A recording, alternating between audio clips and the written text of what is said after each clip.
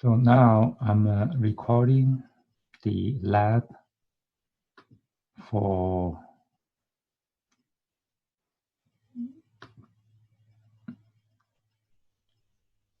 eet452 last week. When we did the lab last week,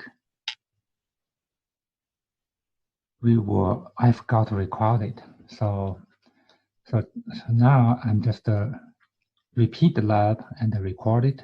So for those of you who haven't did not attended the lab in real time, can watch this recording and learn something, hopefully. All right, first, today the lab is two-part. The first part, we will look at two different analog to digital converter. And the second half will be some demo about the digital signal processing, DSP. So we will start it with two ADCs.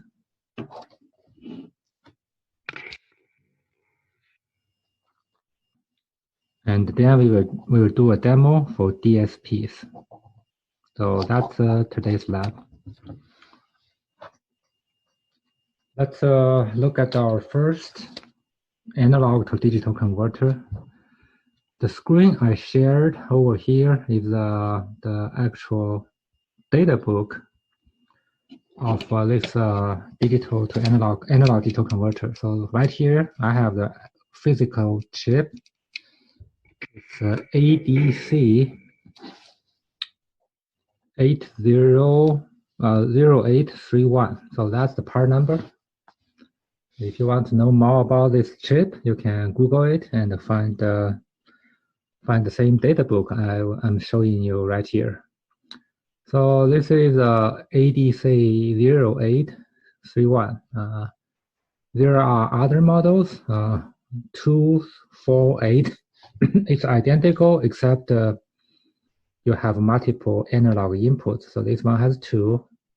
The other model has 4. This one has 8 inputs. So potentially you can have multiple channels, multiple analog signals. So if you want to measure temperature, want to measure humidity, want to measure speed, want to measure the angles, whatever, a lot of analog signals. If you have multiple, you can use the other model which has multiple inputs. So this is 8 inputs, 1, 2, 3, 4, 5, 6, 7, 8. So every input connected to a different sensor. That's how it works. The one we have over here, the one we're looking at here, it's only one input. So this one is a 0831. 831, that's the pin assignment. So if you look at this chip, there is a notch on the top right here, and that will be pin number 1, which also has an indicator, a dot right here, a dent. The dent is pointing to pin number 1, 1, 2, 3, 4, 5, 6, 7, 8. And that's pin number 1 will be chip select. So it has to be connected to 0 in order for this IC to start working, enable. And the analog input signal is between those 2 pins. And then another is the clock. What exactly is the functional clock? The functional clock is illustrated right here. Let me move, yeah. So this will be the clock signal for analog to digital converter. And it takes 11 clocks for a conversion from start to finish. So this is the clock number 1, 2, 3, 4, 5, 6, 7, all the way to 11. So basically the clock determines how fast this analog to digital converter will convert. And a single conversion need 11 clocks. So that's kind of slow. So this converter is really slow. And out of the 11 clocks, 8 of those clocks started from the second clock. 8 of those clocks are used for data communication. So 11 clock is needed for the conversion. Out of 11, 8 is needed for a serial communication. So this chip, the output is serial. So P number 6 is the digital output for serial. So it's this serial connection will talk to another computer. So the result of your binary conversion will be communicated or transmitted to another computer using serial through this particular pin. That's pin number 6. So you need to have a jumper, for example, have a connector, plug in. I use this blue wire right here. That will be your digital output. There's only a single wire for outputs. Because each conversion is 8-bit, so you need an 8 clock to complete the transmission. So that is why if you look at the timing diagram, started at the clock number 2, 8 clock are used for serial communication. So that will be your data. Whatever binary data the conversion got from this conversion. If your input voltage is 0, the resulting data will be all zeros. If the input voltage is identical to reference voltage will be right here. The output will be all ones, 8 ones. If the input voltage is half, the output will be half. That will be 1 followed by all zeros. That will be half. So this single wire will talk to another computer. So the other computer will listen to this wire and record the conversion data. So that's a little bit of timing. 11 clock, 8 used communication, 1 is used for conversion. So it turned out this conversion happens really quickly. Only 1 clock is needed for the conversion, and then 8 clock is needed for the communication, and then followed by a stop. So there is a buffer between the next conversion. So there is a 2 clock at the end for buffering before started next conversion. So that's a little bit about timing diagram. And another thing we want to mention about this data book is the maximum clock speed. This is something you always want to pay attention. So for this particular chip, the maximum clock speed is 400,000. So if you divide it by 400,000 divided by 11, that is close to 40K. So that's the maximum speed. It can do 40,000 conversions per second. So it can convert whatever signal you enter, analog signal enter from here. The highest speed this converter can convert will be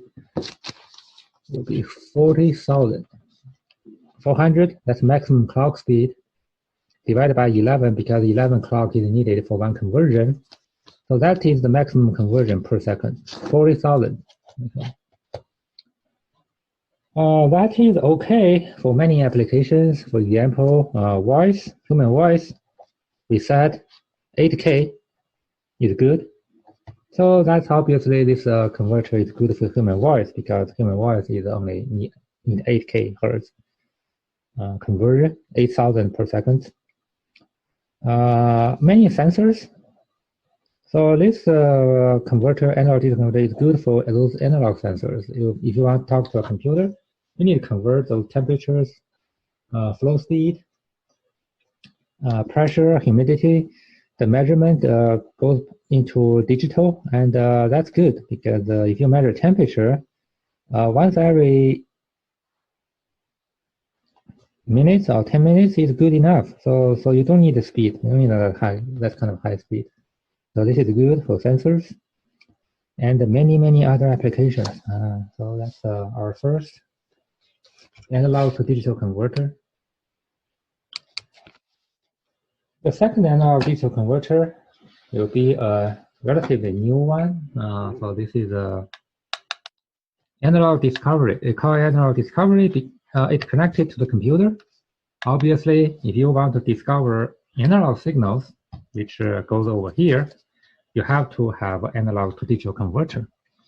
So in order to study analog signals, obviously, number one problem will be the conversion. So inside there is a analog to digital converter, and this converter can do, compare with this 40,000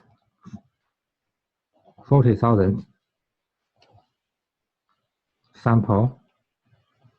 This converter can do 100 million, 100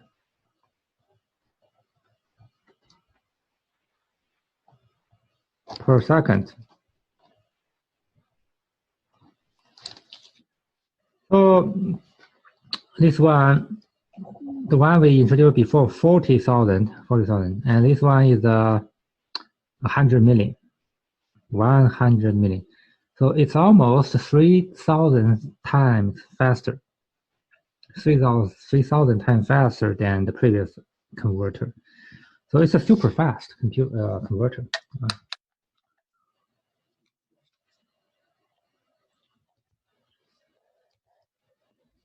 Let me give you a demo for this super fast converter.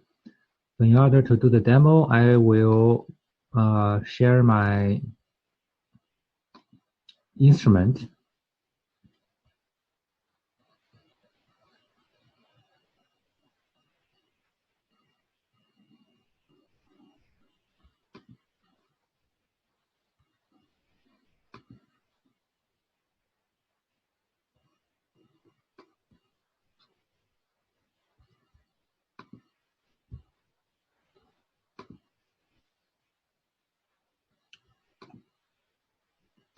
All right. So now I'm sharing the instrument panel. This is this analog digital converter has built-in instruments. They have almost 20 different type of instruments. And what I'm showing you here is the oscilloscope. So for different sample rate, that's over here. So if you look at here, that's your sample rate. So we can do 20K if we don't need a high sample speed, 20K. We can do 1K, that will be 1,000 samples per second. If you go up all the way, you can go 50 millihertz. That means one sample is 20 seconds. So you wait 20 seconds for every sample. That can be done. If you for example, you want to sample the temperatures in your house, 20 seconds per sample is high enough to capture the temperature variations. So that's low speed. You can also high speed. The highest is 100 million. So this will be the highest speed sampling. Let's do the sample. I have a generator generating a sample over here, and then the scope will do the sample at 100 million. So I will sample it.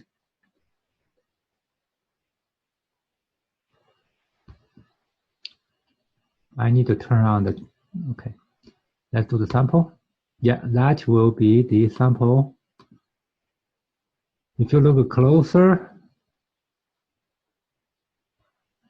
yeah, that's 100 million samples from here, you have 1 second, you have 100 million of those. So that's each individual samples. So we are looking at. Let's zoom in. So a lot of data is generated per second, 100 million every second, based on the sample rate we have over here. So each of those will be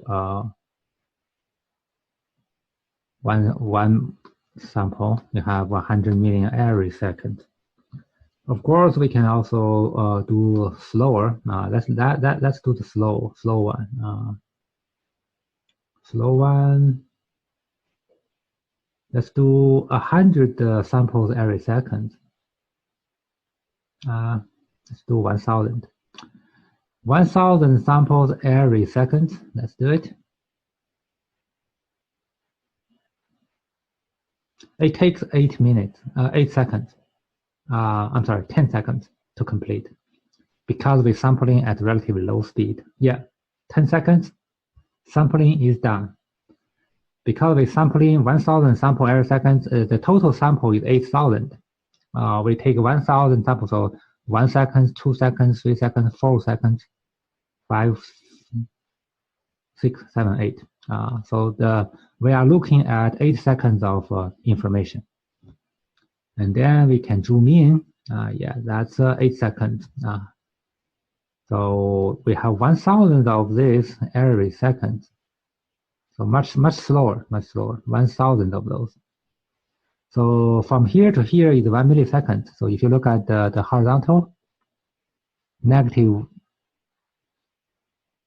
1.8, negative 0.8, positive 0.8. Yeah, that's a positive 2. I'm sorry, positive 2, 1.2. So if you look at the scale, they are separated a millisecond. From here to here is 1 millisecond apart. If you do 100 million, what happens? 100 million.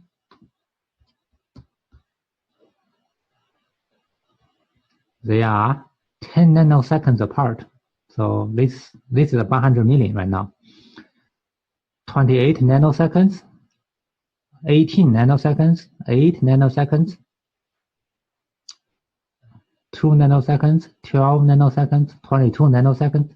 So every sample is separated 10 nanoseconds apart. So yeah, it's very high speed. Every sample is 10 nanoseconds apart.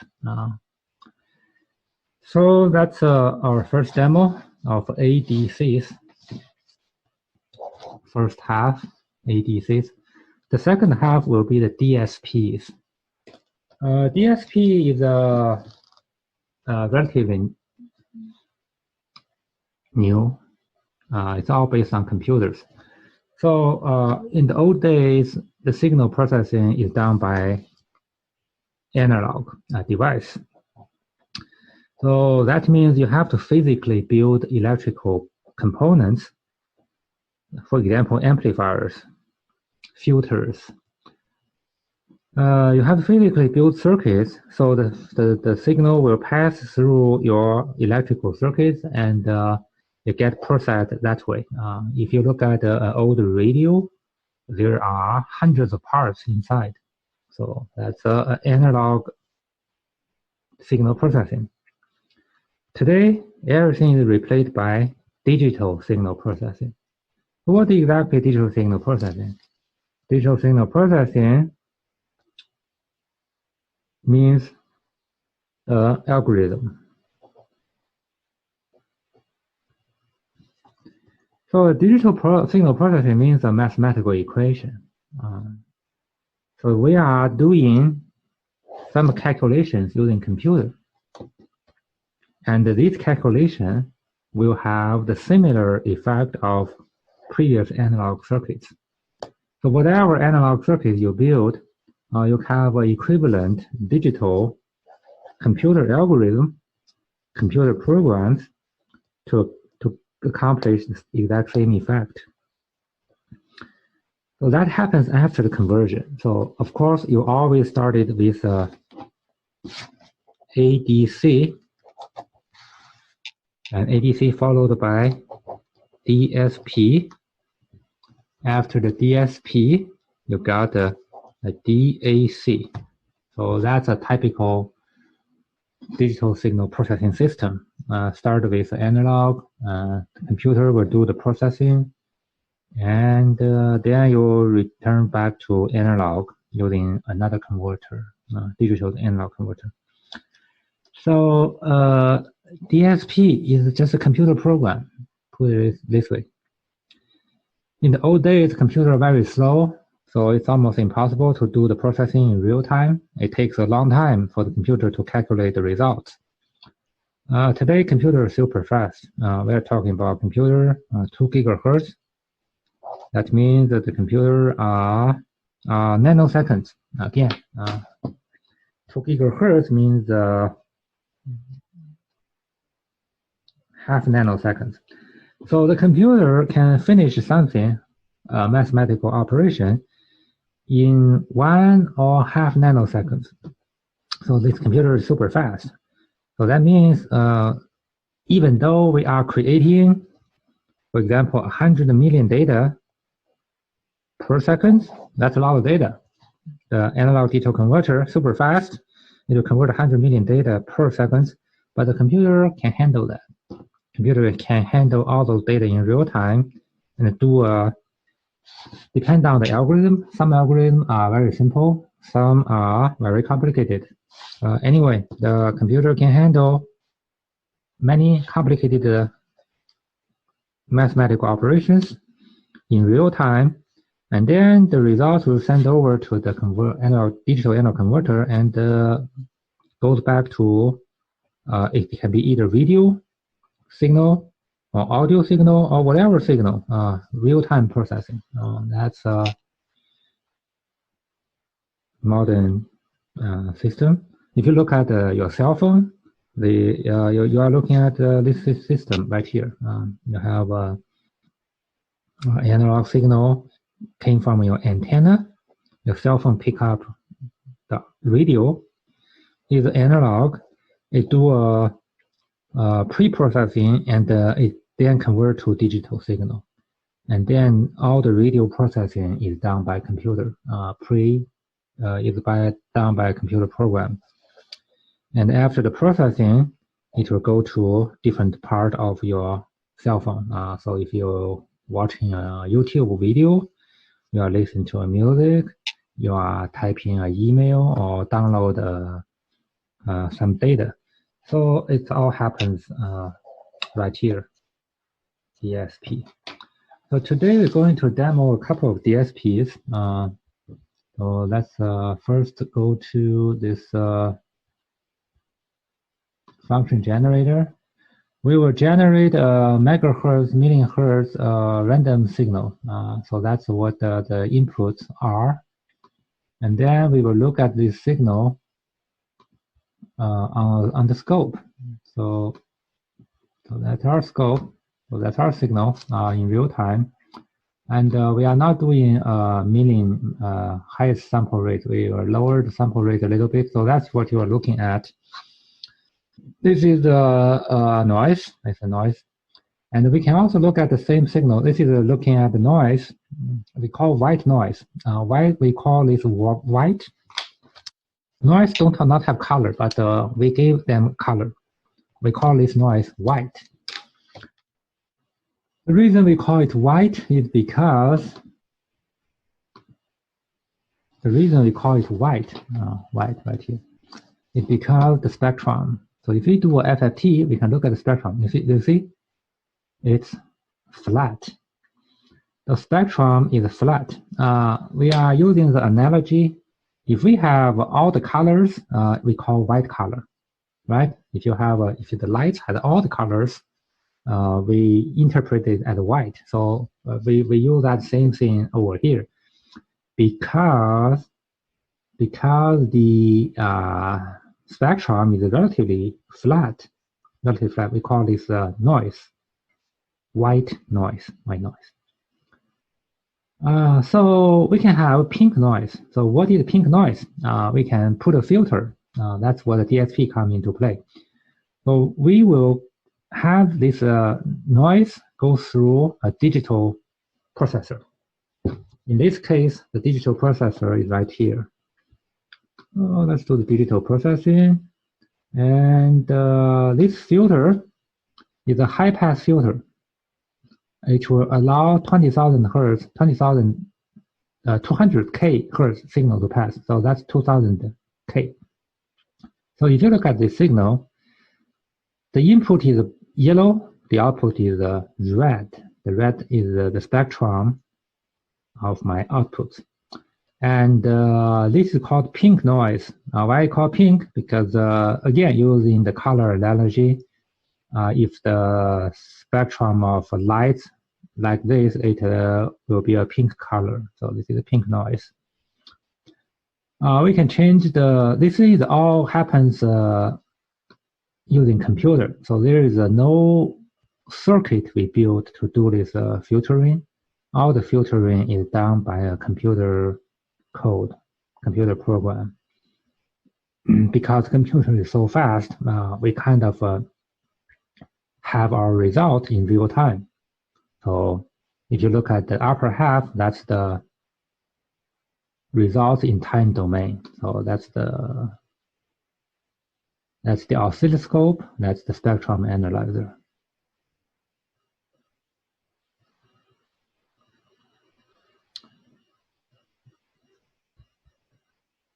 The filter can be, right now, the high pass is 200K. We can change it, for example, to 50K. So now the filtering started at 50K. So anything above 50K pass as is. There's no change above 50K. Anything below 50K is started to filtering out, attenuate. You can also do it 5K. So now we have a filter 5K. So we started 5K. It's right here, 5K. So we can do it 100K. So now the filter is 100K. Not only can do high pass, we can do most commonly the low pass. So now we have a low pass filter 100K. So 100,000 hertz. Anything above 100,000 hertz will be removed. Anything below is kept. And right here, it's not perfect. Ideally, you have a vertical drop, but that's impossible. So in reality, we have this attenuation like this. And then if we do 200K, 500K, yeah, 500K the spectrum, 200K. So that's 200K, start with 200K. Not only we do high pass, low pass, we can also do a band pass. So now we are looking at band pass between 200K and 100K.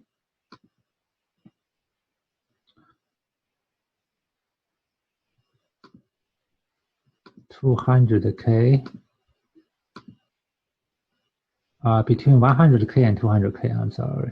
100 and 200K. Okay. Now we are looking at a bandpass filter. Start with 100K, ended with 200K. It's a digital filter. So again, it's a computer program doing calculations, super fast calculations. And start with 100, 200. Now notice here is orders. Right now I'm 16th order. That's the highest order can be done on this computer. You can go lower orders, 8th order. 8th order, the performance will be flatter. You see here, it's called flatter on both sides, flatter. If we have 4th order, so the performance is not as good. The higher the order, the better the performance of my filter. But of course, we pay a price. The higher the order, the more calculations I have to finish in real time. So right now, a 16th order, it's very heavy mathematically. You need to do exponentially. So if you double your order, your calculation is exponentially goes up. So you have a huge amount of calculation right here in order to do the 16th order. So we can move up from a 200 to, for example, 300 Hertz, 300K. So that's 200 to 300K bandpass. We can also do the opposite of bandpass, means band stop. So for band stop, this is what happens. The spectrum of my filtered result will have a stopping band started from 200K, ended at 300K Hertz. That's 300K Hertz. So the yellow is original white noise, and the red is after the filtering. So I got a stop band between 200 and 300. So of course, I can change that to 100. And stop band will be started at 100, ended started 100, ended 300K. So that's the performance of my digital filter. And digital filter is only a small portion of DSP. DSP is a huge DSP is a huge subject. So we just do the filter DSP. There are unlimited number of DSP algorithms. People spend a lot of research and development time